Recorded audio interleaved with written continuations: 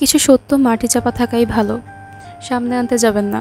মানুষ খারাপ ভাবছে, খারাপ বলছে, বলতে দিন, তবুও নিজেকে এক্সপ্লেইন করতে যাবেন না, কারো কাছে ছোট হতে যাবেন না। হয়তো দেখা গেছে এমন হবে আপনি খুব করে বোঝাতে চাইছেন যে বিষয়টা এমন না, আমি এরকম করিনি, আমি এরকম না, কিন্তু মানুষ বুঝতে চাইছে না। তখন নিজের কাছে কষ্টটা বেশি লাগবে। এইটুকু নিয়েই সন্তুষ্ট থাকুন, আপনি নিজের কাছে ভালো আছেন তো সৃষ্টিকর্তার কাছেও ভালো আছেন, এর চেয়ে বেশি কিছু চাওয়ার নাই। সৃষ্টিকর্তা যখন দেখবে আপনি মানুষের হাজারো কটু কথা শোনার পরে নিজেকে সংযত রেখেছেন, ধৈর্য ধারণ করেছেন, তখন সৃষ্টিকর্তা নিজে থেকেই সব সত্যি সামনে এনে দিবে। কারণ ওই যে বলে না, রিভেঞ্জ অফ নেচার, প্রকৃতিরও একটা প্রতিশোধ থাকে, প্রকৃতি নিজে থেকেই তখন প্রতিশোধ নিবে। তাই বলি, কখনো নিজেকে এক্সপ্লেন করতে যাবেন না। সময় আসলে কাউকে বোঝাতে হবে না, মানুষ নিজে নিজেই বুঝে যাবে।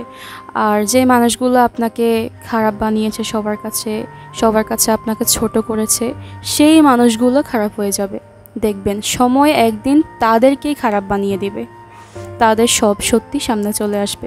নিজের নামে মিথ্যা বদনাম ধৈর্য ধরে শোনার যে ব্যাপারটা, এর চেয়ে ভয়ঙ্কর কোনো ব্যাপার আমার মনে হয় পৃথিবীতে নেই। কারণ মিথ্যা অপবাদ কতটা ভয়ঙ্কর যে পায় সে জানে।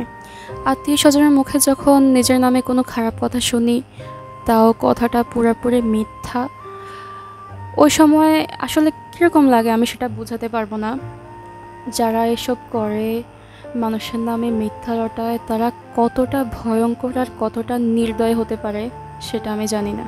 তবে আমি খুব করে চাই যারা আমাকে কষ্ট দিয়েছে, আমাকে মানসিকভাবে আহত করেছে, তারা আজ হোক কাল হোক, 5 বছর পরে হোক, 10 বছর পরে হোক, 1 যুগ পরে হোক, তারা ঠিক আমার মতোই কষ্ট পাক, এমনকি আমার চেয়ে আরও বেশি কষ্ট পাক। চুপচাপ প্রতিটা কষ্ট হজম করার একটাই কারণ, রিভেঞ্জ অফ নেচার। প্রকৃতি একদিন প্রতিশোধ নিবেই, এটা মিস হবে না। হ্যাঁ, আমি অনেক ক্ষেত্রে দেখেছি আমার সাথে যা যা অন্যায় করা হয়েছে, তাদের জীবনেও ঠিক একই ঘটনার পুনরাবৃত্তি হয়েছে, কিন্তু তারা সেটা দেখেও দেখে না।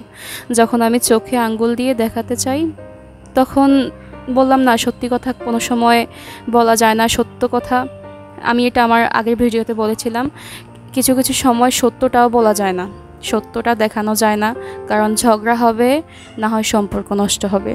হ্যাঁ, এটা আমার এক ধরনের দুর্বলতা। ঝগড়া হবে ভয়ে আমি সত্য কথাগুলো এড়িয়ে যাই, বলতে চাই না। ওই যে বললাম না, কিছু সত্য মাটি চাপাই থাক, সব সময় সব সত্য বলতে নেই। কিন্তু আমার জীবনে করা ছোট ছোট ভুলগুলো আমার চোখে আঙ্গুল দিয়ে দেখিয়ে দেওয়া হয়, তবে আমার সাথে হওয়া বড় বড় অন্যায়গুলো কখনো আমি সামনে আনতে পারি না। এটা কেমন দুর্বলতা আমার।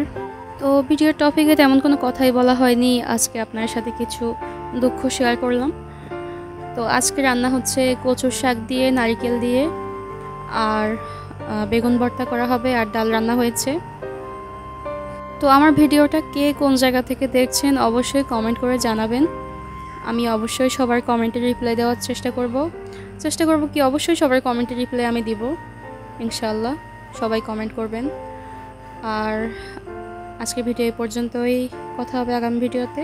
সেই পর্যন্ত ভালো থাকবেন, সুস্থ থাকবেন। আল্লাহ হাফেজ।